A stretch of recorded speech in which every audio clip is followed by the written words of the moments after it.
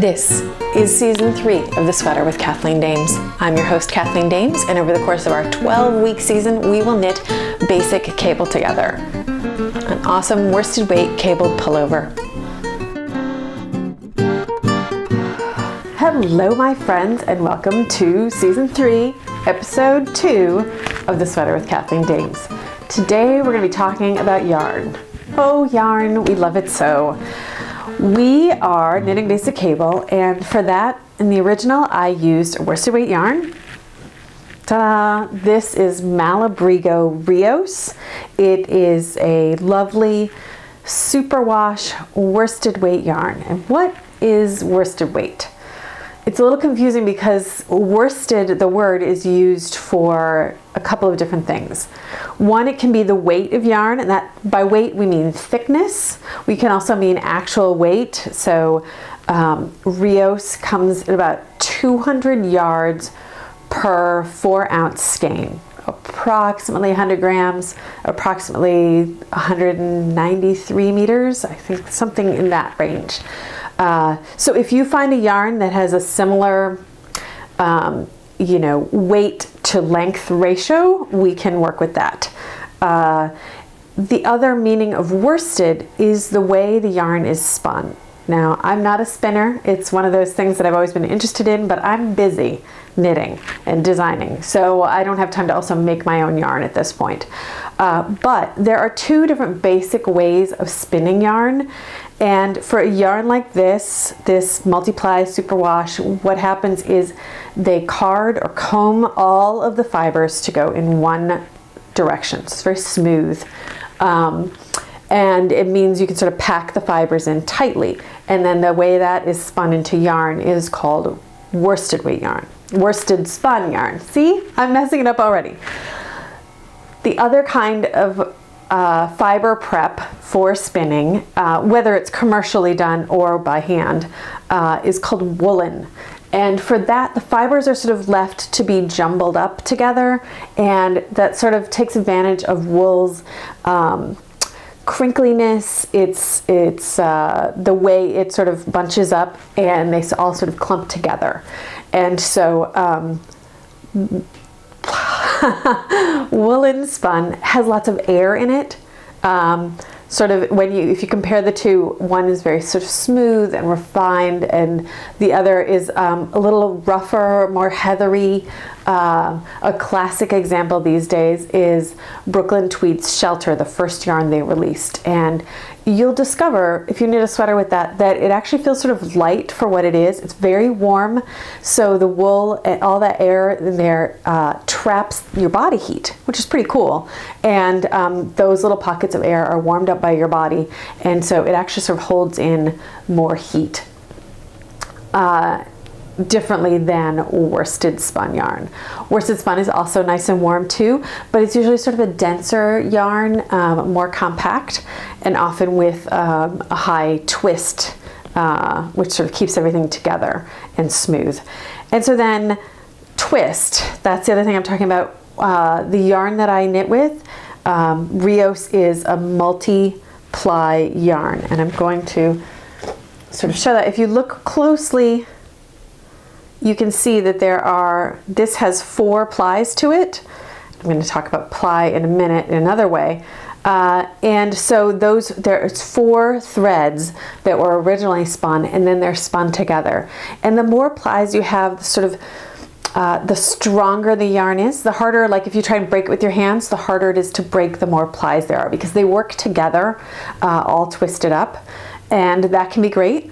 If you have ever worked with single ply yarn, you'll notice that it can be easier to break because those fibers only have each other to rely on in that one twist of yarn, rather than relying on other twists of yarn and everybody sort of working together.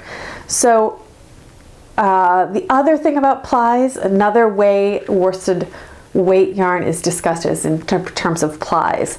And for that, you'd be looking for something like a 10-ply yarn. I think that's used mostly like in Australia and New Zealand. That may also be used in the UK, so it may be other British sort of once upon a time, and sometimes still British countries. So in the US, we tend to call this worsted weight yarn. And so you can also call it 10 ply. The yarn I used is also worsted spun, and this is a 4 ply. The number of plies, you know, it doesn't really matter. It's what makes you happy. The more plies tend to sort of create a better shadow and light. So I do like a multi-ply yarn for cables, and you can see they really are kind of sculptural here, and that sort of that shade that comes from the twist that we'll get to next week, it's kind of highlighted in a multi-ply yarn. But if you fall in love with a single ply yarn and it's the right weight and you get gauge, you know, go for it. There's no reason you can't use a yarn that you love, because you're the one who's going to be knitting with it, and it's a lot of knitting, and you're the one who's going to wear it, presumably, or you're going to give it to someone you love to wear. So you want to be happy with it. Just keep in mind that some single ply yarns, they are more delicate, and when we're doing these cable twists, you want to be careful because we are putting that strain on the yarn as we flip the stitches around. So you don't want to use something too delicate. I have used Brooklyn Tweed Loft, which is their fingering weight yarn, recently on a project, and I had to be careful with the cables because the yarn could break if you're knitting really tightly. So that's just something to bear in mind. Maybe give it a test, see how you like it. You want to enjoy working with your yarn. There's nothing wrong with Loft is also a woolen spun yarn. It's just more delicate. And once I sort of figured out what was going on, I realized, oh, I was really forcing things with using slightly gentler tension and being a little more cautious when twisting those stitches. I was able to use the yarn and was very happy with the final result. So, so those are some things to bear in mind about the weight of yarn. Now, I'm sort of making the assumption that you are going to use wool, because I used wool. And as I told you, I think last time, the first cabled project I ever did was a baby sweater, and I did do the cables out of cotton. It can be done. You know, it just, it isn't as elastic as wool, it isn't as forgiving, so I don't recommend it. But if you really want a cabled cotton sweater, just bear in mind that cotton can be kind of heavy for what it is, so it will make kind of a firm sweater, and if you make it too loose a gauge, it'll just kind of hang there. So you don't want it to get too sloppy and stretched out. So you kind of need to knit the cotton at a fairly firm gauge, which is a bit of a challenge. But you may also want to look into blends. And when cotton is blended with other fibers, including things like, you know, nylon, the sort of, we'll call them fake fibers, non-animal fibers and non-bast fibers, that can sort of lighten everything up. And so that is a great solution. If you really want cable, if you don't want wool, if you're too hot, or if you know you need to throw it in the wash all the time and you want something really washable, they can sort of stand up to that kind of beating you'd be giving it in the washing machine. Consider a cotton blend. So I'm going to be knitting a new sweater, as I think I've told you. I'm going to be knitting premium cable while you are knitting basic cable. And I am going to be using this gorgeous yarn. Look at how big this beautiful skein is. Ooh, these skeins. This is Zalti from Spirit Trail Fiber Works, and it is a gorgeous targy yarn. My friend Jen puts it up in these awesome 600 yard skeins, which I love for sweater knitting because I like to work seamlessly. And so these will more than make a sweater for me. I may even be able to do a hood on premium cable, which is sort of, I'm deciding now still between a hood and maybe like a cowl, sort of big cowl neck thing. So this is a lovely yarn. It's very similar in weight to the Rios, but as I said, it's a targy wool, and it has, let's see, it also is multiplied, and it is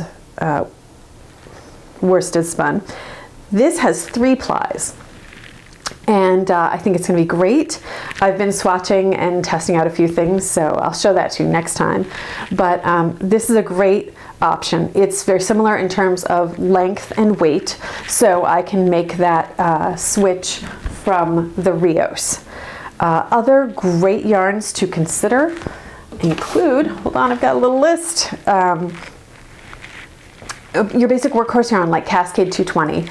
It will be a tiny bit lighter than the Rios called for, but if you can get gauge, you can play along. And if you're not getting gauge, if you're getting, you'd probably want more stitches to the inch, maybe even a fraction of a stitch more. We can talk about how to make some adjustments for that, because that's okay. You want to make sure you get a fabric you like, and hopefully you can do that at the stated gauge for the pattern. But if you can't, we can do a little bit of math, and hopefully you can follow along another size's stitch counts and get something that will fit. If not, there are some spots where we can make adjustments in the pattern. You'll just have to remember those as you're working along. Okay, so Cascade 220 is great. It's a fairly inexpensive wool. It comes in a ton of colors. It comes in 220 yard skeins, hence the Cascade 220. And it's a great workhorse yarn for all kinds of knitting. I'm using Spirit Trail Zalti, which is great. It's Jen's new yarn, just came out at Rhinebeck, the New York Sheep and Wool Festival a couple of weeks ago. Then while I was at Rhinebeck, I hung out with my friend Lisa at Flying Goat Farm. She has beautiful yarn. She has some really great lace and fingering weight yarns, but she also has some lovely worsted weight yarns, and I will include information on that in this week's newsletter. And it will also be in the show notes for those who haven't signed up for the newsletter yet. But there were some great options there, and she's got beautiful colors, so you should definitely check out her yarn. It's Flying Goat Farm. And then, of course, my friend Reen at Happy Fuzzy Yarn, she provided the yarn for Season 2's sweater. When we did the pearly pullover, I made that beautiful pink pullover, and it's finally getting cold enough that I'm going to be able to actually wear it, which is great. That was a DK Merino. She also has American worsted, and she has tons of beautiful colorways, and as you can tell from the name, this wool is American, so it's sourced from American sheep, and it's spun at American wool and dyed in Michigan. So Reen does a really great job of sort of some breed-specific things and a lot of American-based yarns, because you know, it's nice to buy American if you're in America, or maybe you just want to check out a different kind of wool, and so she's got great stuff for you. There are plenty of other worsted weight yarns that you can consider. You know, I mentioned Brooklyn Tweed. Their shelter could work. Madeline Tosh, of course, has the yarns. Plucky. You can look at some Noro yarns. Pretty much every yarn company has a really nice workhorse worsted weight yarn, and so it's only a matter of finding something that really speaks to you, that is a color that you like, and that you can get enough of. So be sure to check the yarn requirements in the pattern for how much yarn you need for your size. I base all of my calculations for yardage off of this sample, and it's a nice generous sample. It's 40 inches, so I think it's good. My math is pretty good on that. But if you do find that you use a significantly different amount of yarn from what's in the pattern, I would love to hear from you, because that will help me adjust my calculations going forward. So we want worsted weight. The spin really depends on you and what you're looking for in your sweater. You will get different effects using differently spun yarn. I prefer wool for this. I also know that I'm going to wear this in the fall and the winter, and I want a woolly sweater. If you don't, consider looking at blends, blends with silk or cotton, or even linen. Remember that those are not going to be as stretchy and elastic, and so you're going to wrestle a little more with those cables, but not necessarily too much. Thinking about other fibers that could be blended in, I'm going to say don't do 100% alpaca. First of all, you will die. Alpaca, you won't die. Alpaca is so warm. It's lovely, it's silky, it's long. I talked a little bit before when we were talking about the woolen spun yarn about trapping air. And the thing about alpaca is it's these long sort of tube fibers, and so the air inside that tube gets heated up, and it really is a highly insulating fiber. The thing about those tubes is they're long and they're very straight, so alpaca tends to want to drape. It's great for things like shawls or, you know, sort of a drapey cardigan. But with cables, you may find that they tend to get a little droopy unless you knit them at a really tight gauge, and then it's going to be a really hot sweater. So a little bit of alpaca blended in for that shine and that drape would be fine, but you don't want too much drape in this sweater. You kind of want it a little bouncy so that the cables sort of really stand out and are the showcase, because that's what we're doing here. We're doing cables. So let's see. Silk and cotton, you know, are sort of inelastic. Wool, all kinds of wool. Of course, different wools have different properties, but in general, wool is a great choice for a cabled sweater. And things like Angora, what else? Cashmere, those are all really lovely. Those soft, wonderful fibers. They tend to be shorter fibers. They're very delicate. So you want to be careful that you choose something that isn't going to pill. And if you had just pure cashmere, oh my goodness, how lovely, but how incredibly warm. So, you know, you need to think about where you live and how you're going to use this sweater too. I live in New York City. Our apartments tend to be overheated. I have a really warm winter coat, so when I go out, I don't want to have I don't need a bulletproof layer of a sweater. I need a sweater I can wear inside and layer up for going outside. So I don't want anything too hot. But if you do want something really warm, do consider blends that include alpaca or Angora or cashmere. They would be lovely and very cozy. So I hope that covers everything you wanted to know about yarn for this pattern. Feel free to leave questions or comments in the comment section on this YouTube video. If you're listening on iTunes, it's probably better to go to Ravelry and check out the Kathleen Dames Design group. You can also comment, of course, on the blog post on my website, kathleendames.com, for any other questions that you have about yarn, and I will try and answer them. Do bear in mind that episode 5 will be a live show, and I'm happy to answer questions then too. That'll be done on YouTube. So more on that as we get closer, but I just wanted to say, if you come in late and you find that you still have questions, feel free to ask that then. But ask on any of the forums, because I check those regularly. Today's episode is brought to you by Spirit Trail Fiberworks, one-of-a-kind hand-painted yarns and fibers. Be sure to check out Spirit Trail Fiberworks for all kinds of gorgeous colors and a variety of yarns. Salty is their newest yarn, and I'm so excited to work with it. So thanks, Jen. Be sure to check out Spirit Trail Fiberworks. So I think that's it for today. I hope your yarn selection is going well. It's always such a fun time. Things are so full of possibility, and you start to imagine what your sweater is going to look like. So next time, what are we going to talk about next time? What's on the schedule? Next time we're going to talk about swatching. I know, not your favorite thing, but very important, and especially important for me as I'm working on the new design for premium cable. So we'll talk about swatching and different ways to make swatching less onerous. So until then, I hope you have a great week and happy knitting. Mwah! Bye! This is season 3 of The Sweater with Kathleen Dames.